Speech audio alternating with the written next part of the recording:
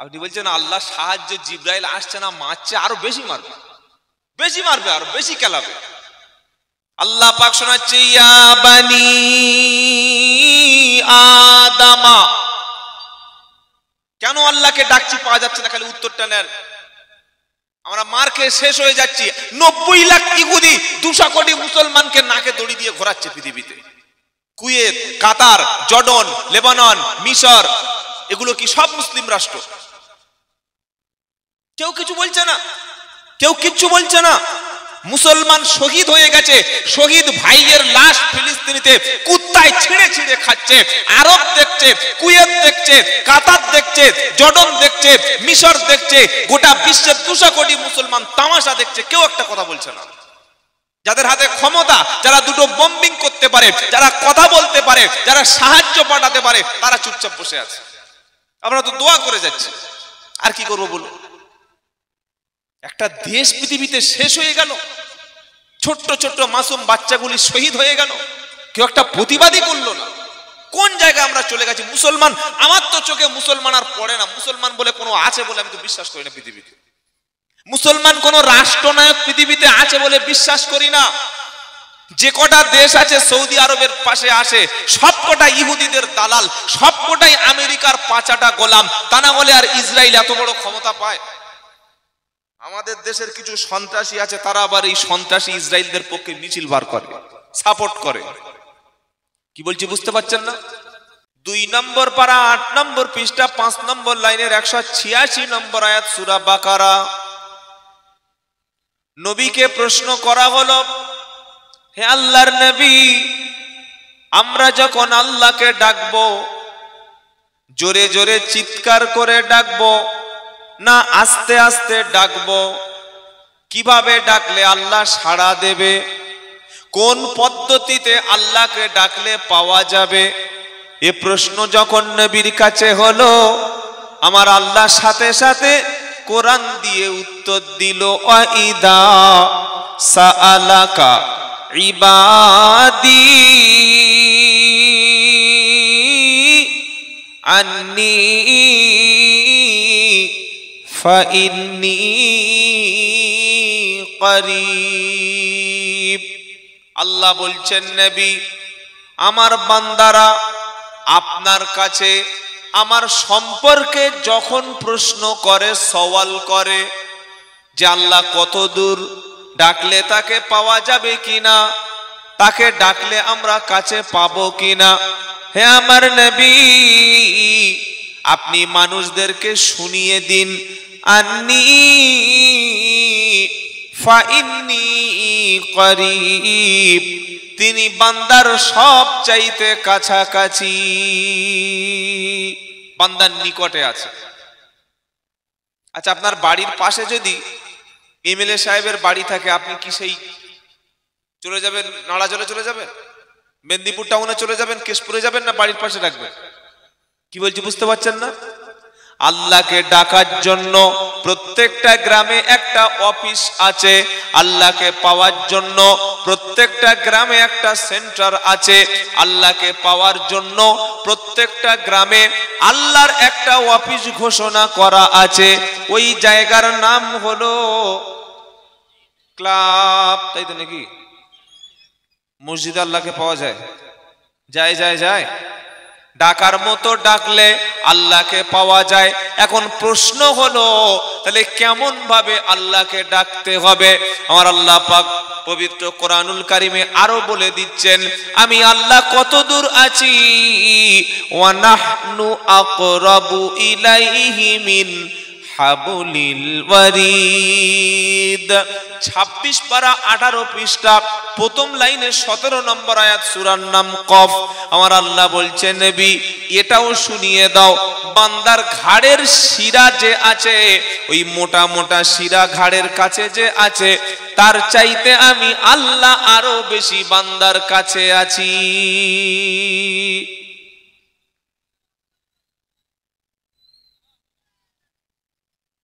তবে বান্দা যখন চাইবে, যখন বলবে, বলার সময় বান্দার মনের মধ্যে ধারণা হবে, রব্বানা আমি ডাকছি আপনি সাড়া দেবেন, আমি চাইছি আপনি দেবেন, আমি বিপদে পড়েছি বিপদ থেকে আপনি বাঁচিয়ে দেবেন। এই বিশ্বাসটা বান্দা করে যেন তবে আল্লাহকে ডাকতে যায়। আর বান্দা যখন ডাকতে যাবে ও যেন একা একা আমার কাছে চলে আসে, দলবল যেন সাথে না নেয়। বাপের কবর জিয়ারত করতে গেছে 300 লোক নিয়ে। কত লোক নিয়ে গেছে? ফেরেশতারা তো ভয় পেয়ে গেছে, কি হচ্ছে রে, 300 লোক? হ্যাঁ, একজন আসে নাই, 300 লোক চলে এসেছে। কি বলছি বুঝতে পারছেন না? যখন দোয়া করবেন, চাইবেন, সব সময়, বেশিরভাগ সময়, সর্বদা একা। বলুন ইনশাআল্লাহ। সাহাবারা সিস্টেমটা কি? আল্লাহর সঙ্গে তাদের কানেকশন ছিল, আল্লাহর সঙ্গে তাদের রিলেশন ছিল, আল্লাহর সাথে তাদের সম্পর্ক ছিল। তারা হাত তুলতেন, আল্লাহর সঙ্গে সঙ্গে শুনতেন, তারা চাইতেন, আল্লাহর সঙ্গে সঙ্গে দিতেন। আজ আমাদের বিশ্বাস আর মসজিদের সঙ্গে নেই, আমাদের সম্পর্কটা মসজিদের সঙ্গে নেই, আমাদের সম্পর্কটা আল্লাহর সাথে নেই, আমাদের সম্পর্কটা কোরআনের সাথে নেই। আল্লাহর ঘর ছেড়ে, কোরআন ছেড়ে, মাদ্রাসা ছেড়ে, মসজিদ ছেড়ে, দিন ছেড়ে আমরা বিভিন্ন জায়গায় গিয়ে সাহায্য চাই, বিভিন্ন ব্যক্তির কাছে সাহায্য চাই, বিভিন্ন ব্যক্তিকে মনে করি ইনি আমাকে বাঁচিয়ে নেবে। এত বড় দল আমি করি, আবার আমার আল্লাহ লাগবে কেন? আবার আমার আল্লাহর প্রয়োজনটা কি? টাকা আছে, পয়সা আছে, সম্পদ আছে, জমি আছে, জায়গা আছে, অর্থ আছে, স্ট্যাটাস আছে, গাড়ি আছে, বাড়ি আছে, বিবি আছে, আমার সম্পত্তির অভাব নাই, আমার আল্লাহর দরকার নাই। আপনি একটা বড় লোক বাড়ি চলে যান, কোটিপতির বাড়ি চলে যান, কোটিপতির বাড়িতে গিয়ে ইসলাম খুঁজে পাওয়া খুব কঠিন ব্যাপার।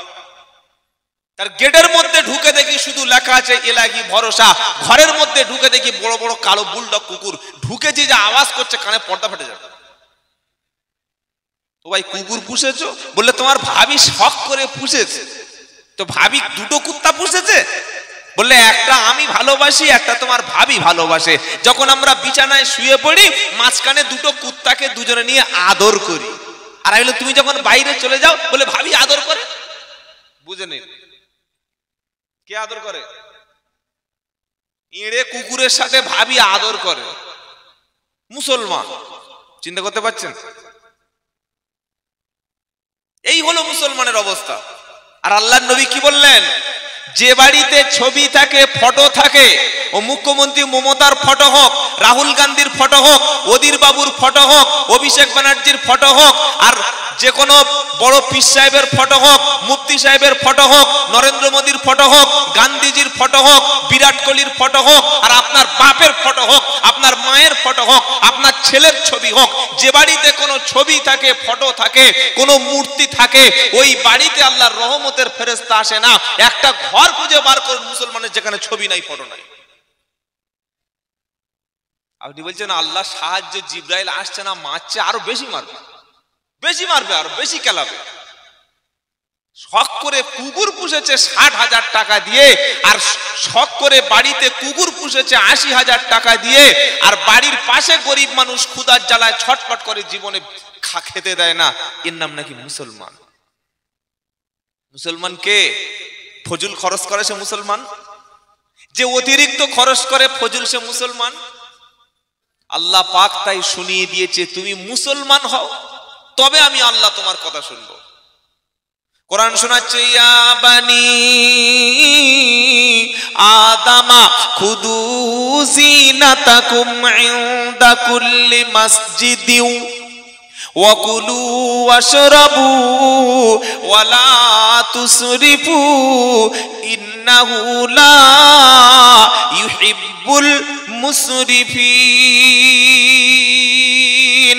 8 পারা 14 পৃষ্ঠা প্রথম লাইনে 31 নম্বর আয়াত, সূরার নাম আরব। আমার আল্লাহ বলছে, আদমের সন্তানেরা, তোমরা প্রত্যেকে আদমের ছেলে। আমরা প্রত্যেকে কার ছেলে?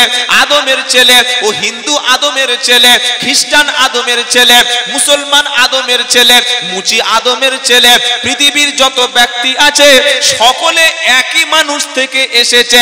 এক, সবার আদি পিতা হলেন এক, তার নাম হলো আদম। তার নাম কি? জোরে বলেন।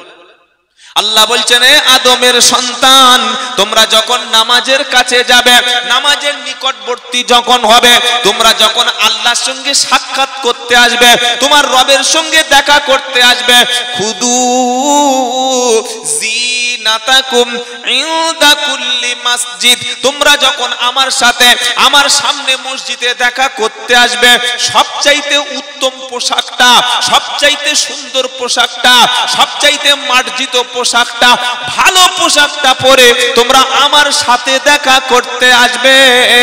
তোমরা পোশাক পরবে সুন্দর, আমার কাছে দেখা করতে আসবে। আর এরপরে আল্লাহ বলছেন, কুলু ওয়াশরাবু, এবার তোমরা খাও এবং পান করো। আমি আল্লাহ জমিনে তোমাদের জন্য হালাল খাবার করেছি বেশি, হারাম করেছি কম। হারামের সংখ্যা কম আর হালালের সংখ্যাটা বেশি। কি কি হারাম? ইন্নামা হাররামা আলাইকুমুল মাইতাতা ওয়াদ-দামা ওয়া লাহমাল খিনজিরি ওয়া মা উহিল্লা বিহি লিগাইরিল্লাহ।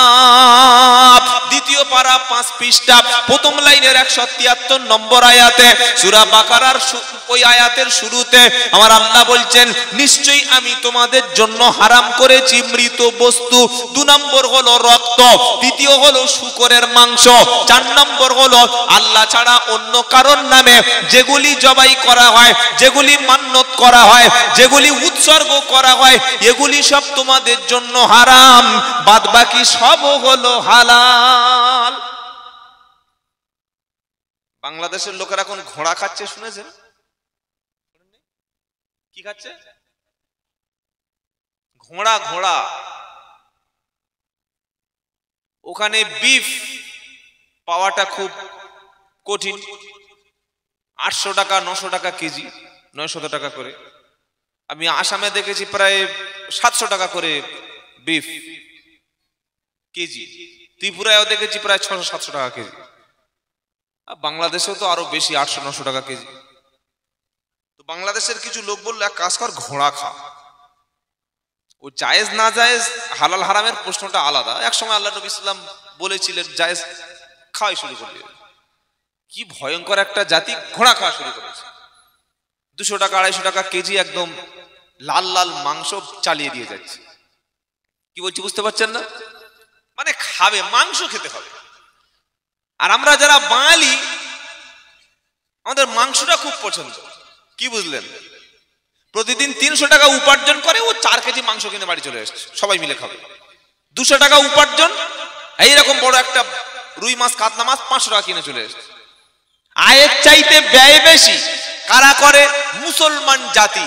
আর ছেলের লেখাপড়া শিক্ষার কথা বলুন, মেয়েকে ভালো স্কুলে পড়াতে বলুন, ছেলেটার ভালো কলেজে পড়াতে বলুন, মেয়েটাকে ভালো একটা ইউনিভার্সিটিতে পড়াতে বলুন, পড়াশোনা শিখে মুসলমানদের চাকরি হবে, সঙ্গে সঙ্গে বলে দেবে। যে জাতি পড়াশোনার পিছনে টাকা খরচ করতে চায় না, সন্তানদেরকে ভালো স্কুলে ভর্তি করতে চায় না, ছেলে মেয়েদেরকে ভালো মিশনে ভর্তি করতে চায় না, ছেলে মেয়েদেরকে উচ্চ শিক্ষায় শিক্ষিত করতে চায় না, তো এই জাতি মার খাবে না তো কারা খাবে? কারা খাবে?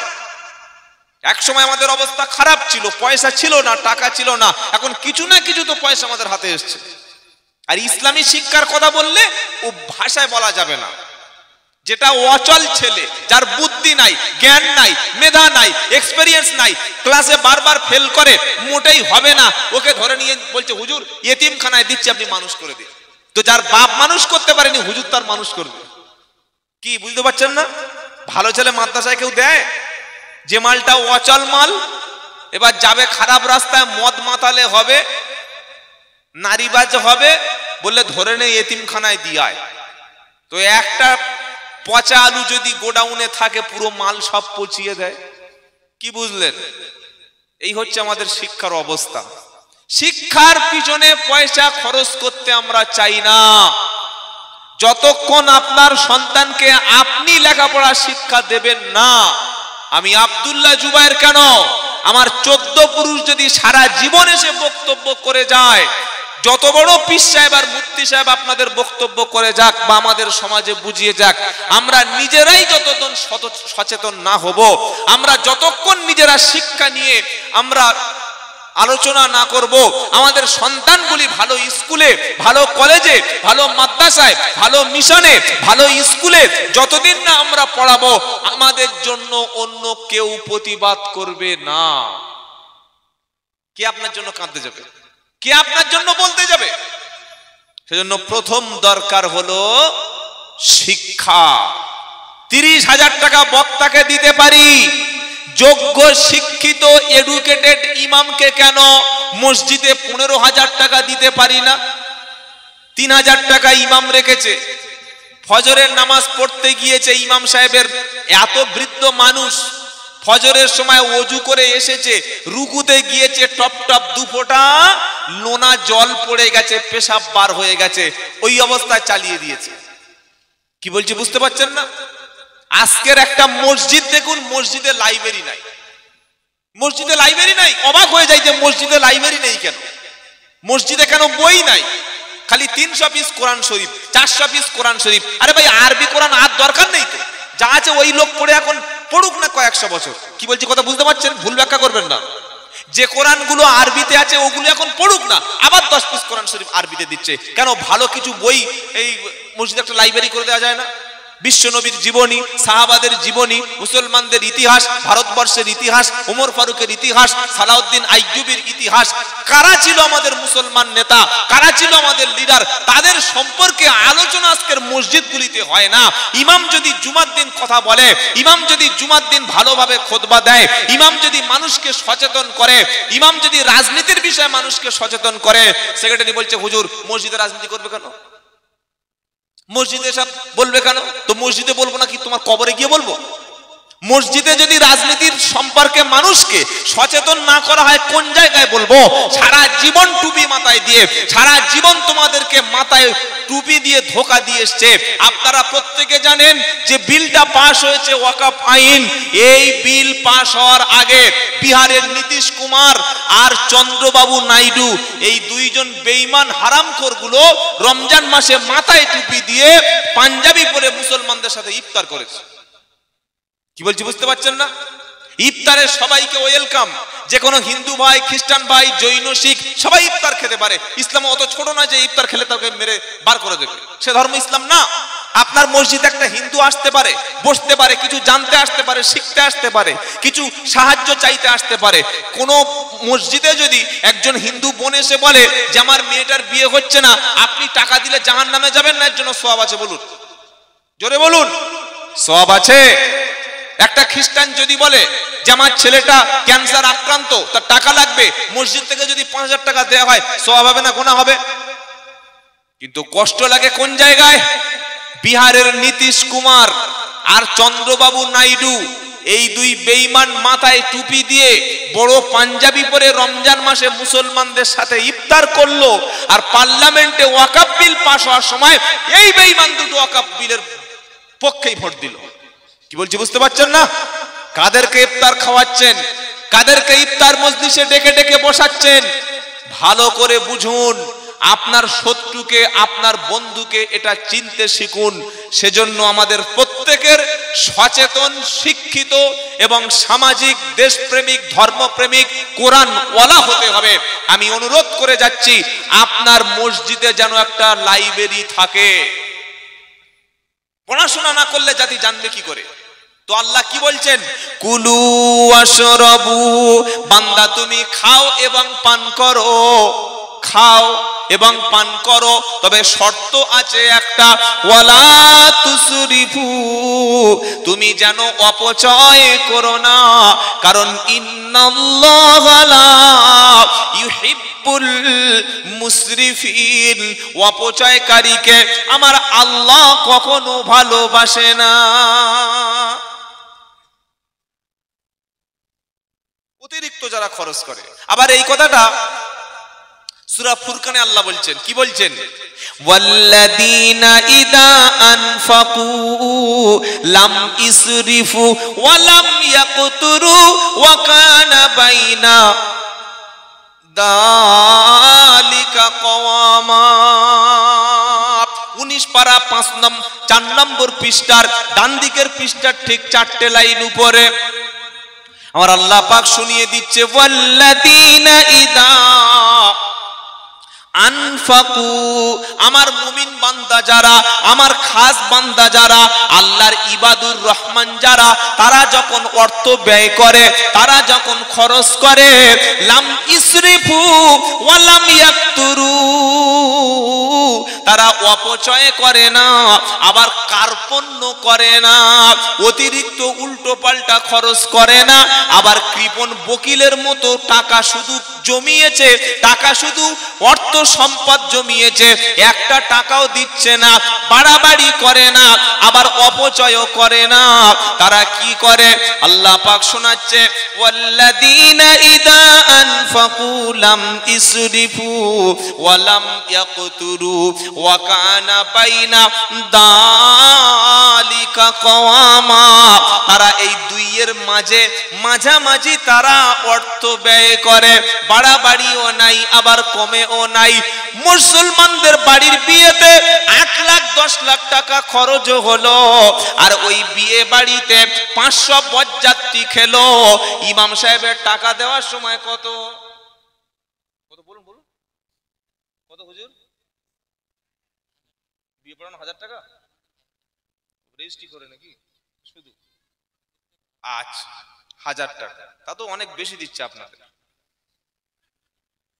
500 লোক খেতে এসেছে বিয়ে বাড়ি, আর এই মেয়েটার বাচ্চা হওয়ার সময় যদি রক্তের প্রয়োজন হয়, ওই বরযাত্রী কেউ রক্ত দেয়? কি বলছি বুঝতে পারছেন না?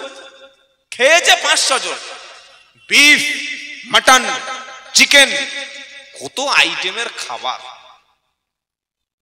8 লাখ টাকা খরচ করেছে মেয়ের বাপ মেয়ের বিয়েতে। আর এই মেয়েটা বিয়ের 2 বছর পরে যখন প্রেগন্যান্সি হলো, পেটে বাচ্চা যখন এলো, যখন সন্তান হতে যাবে, যখন ব্লাডের প্রয়োজন হলো, ওই আত্মীয় স্বজনের কারোর কাছে রক্ত পাওয়া গেল না, কেউ আর রক্ত দিতে রাজি হলো না। তো এতগুলো লোক খাই আমার লাভটা কি হলো? কি লাভ হলো? কি বলছি বুঝতে পারছেন না? বিয়েতে 8 লাখ 10 লাখ টাকা খরচ করছেন, কিন্তু আসল জায়গায় আমরা খরচ করছি না। অথচ ইসলামের বিয়েটা সবচাইতে সহজ বিয়ে। আমি জানি না আপনাদের কেশপুরে মসজিদে বিয়ে হয় কিনা, আর আল্লাহর নবীর সুন্নাত হলো বিয়ে হবে মসজিদে। মসজিদে বিয়ে হয় কোনোদিন শুনেছেন এখানে? মসজিদে বিয়ে হবে? বিয়ের দরকারটা কি? বিয়ে প্যান্ডেলে হবে, বিয়ে প্যান্ডেলে হবে। ইসলাম বলছে মুসলমানরা খরচ করার সময় বাড়াবাড়ি করবে না, আবার কৃপণও হবে না। এই যে ঈদের অনুষ্ঠান হলো, এখনো আমার সঙ্গে চলুন হাওড়া অঙ্কুরহাটি, আপনাকে দেখাচ্ছি, চলুন নিবড়া, চলুন। লক্ষ লক্ষ টাকার প্যান্ডেল, গেট, লাইটিং, মেলা, ফাংশন, ডিজে, অনুষ্ঠান। একদিকে যেমন ফিলিস্তিনি বোম্বিং করা হচ্ছে, লক্ষ লক্ষ মানুষ তারা পানি পাচ্ছে না, খাবার খাচ্ছে না, খাবার পাচ্ছে না, হসপিটাল ধ্বংস, কাফনের কাপড়টুকু জোগাড় করতে পারছে না, কবর খোলার কোনো লোক নাই, গণহারে শহীদ করা হচ্ছে। আর এই হতভাগা জাতি সেই সব কথা ভুলে গিয়ে ঈদের সঙ্গে ডিজে বক্স এনে ফাংশন করে, ঈদের সময় ব্রেক ডান্স করে পুরো জাতিকে কাফের বানাচ্ছে। এদের হুঁশ আছে? এদের হুঁশ আছে? লক্ষ লক্ষ টাকা ঈদে খরচ করছে, কিন্তু আল্লাহ অন্য কথা বলছে। আল্লাহ কি বলছেন? ওয়াল্লাযীনা ইযা আনফাকু লাম ইসরিফু ওয়া লাম ইয়াকতুরু ওয়া কানা বাইনা যালিকা কওয়ামা। ঈমানদার তো তারা যখন ব্যয় করে অতিরিক্ত করে না, আবার কৃপণও তারা হয় না। তারা যখন খরচ করে, আল্লাহ বলছেন যালিকা কওয়ামা, মধ্যপন্থা অবলম্বন তারা করে। আবার একই কথা সূরা বানী ইসরাঈল আল্লাহ বলছেন, কি বলছেন? ইয়া ইন্নাল মুবাদ্দিরিনা কানু ইখওয়ানাশ শায়াতিন ওয়া কানাশ শাইতানু লিরাব্বিহি কাফুরা। 15 নম্বর পারা 3 নম্বর পৃষ্ঠা 13 নম্বর লাইনের 27 নম্বর আয়াত, সূরার নাম বানী ইসরাঈল। আমার আল্লাহ বলছেন, নিশ্চয়ই প্রয়োজন ছাড়া অতিরিক্ত ব্যয় যারা করে, খরচ যারা করে, ওরা হলো শয়তানের ভাই। ওরা কি? শয়তানের ভাই। যতটুকু প্রয়োজন খরচ করুন। কি দরকার আছে মসজিদে 30 লাখ টাকা খরচ করে পাথর বসানো? বলুন কি দরকার আছে? কি দরকারটা আছে? মসজিদে মিনার করেছে 28 লাখ টাকা, আর ওই মসজিদ মহল্লার মধ্যে একটা মেয়ে বিয়ে হবে, একটা গরিব মানুষের মেয়ে বিয়ে হবে, সে যদি বলে মসজিদ কমিটিকে, ভাই একটু গ্রাম থেকে কিছু চাঁদা তুলে আমার জন্য একটু সাহায্য করুন না, একটু মানুষের কাছে বলুন না, তখন আর কেউ সাহায্যের জন্য এগিয়ে আসে না। আর মিনার করছে 28 লাখ টাকা, মসজিদ করছে 30 লাখ টাকা, মসজিদে এসি বসাচ্ছে লক্ষ লক্ষ টাকা খরচ করে, পাথর বসাচ্ছে লক্ষ লক্ষ টাকা খরচ করে। এই ইসলামের মুসলমানের এই অবস্থাতে কি করে উন্নতি হতে পারে? তাই আমাদেরকে মুসলমান হতে হবে। আমরা ডাকছি কেন আল্লাহ সাড়া দিচ্ছে না? আমাদের ভুলটা প্রথমে স্বীকার করে নিতে হবে যে মুসলমান আল্লাহ চেয়েছিল সেই মুসলমান আমরা না। আল্লাহ আমাদেরকে মুসলমান হতে বলেছিলেন, আমাদেরকে কোরআন পড়তে বলেছিলেন। আজকের আমি যদি হাত তুলতে বলি, আপনাদের অপমান করতে চাই না, আপনাদের প্রত্যেকের পার্সোনাল একটা করে সেলফ রেসপেক্ট আছে, কিন্তু কটা মানুষ আজকের কোরআন দেখে পড়তে পারে? এই জাতি, যে জাতির জন্য কোরআন পড়া ফরজ ছিল, যে জাতির জন্য কোরআন শিক্ষা ফরজ ছিল, আল্লাহর কসম করে বলছি, আজকের ঘরে যে কোরআন আছে, এই কোরআন হয় কিয়ামতের দিন আপনার পক্ষে সাক্ষী দেবে, অথবা এই কোরআন কিয়ামতের দিন বিপক্ষে সাক্ষী দেবে। যদি কোরআনের সাথে সম্পর্কটা তৈরি হয়, যদি রিলেশনটা কোরআনের সঙ্গে হয়, যদি কোরআনের সঙ্গে আমাদের সম্পর্কটা থাকে, ইনশাআল্লাহ কোরআন সেদিন পক্ষে কথা বলবে। জোরে বলুন সুবহানাল্লাহ।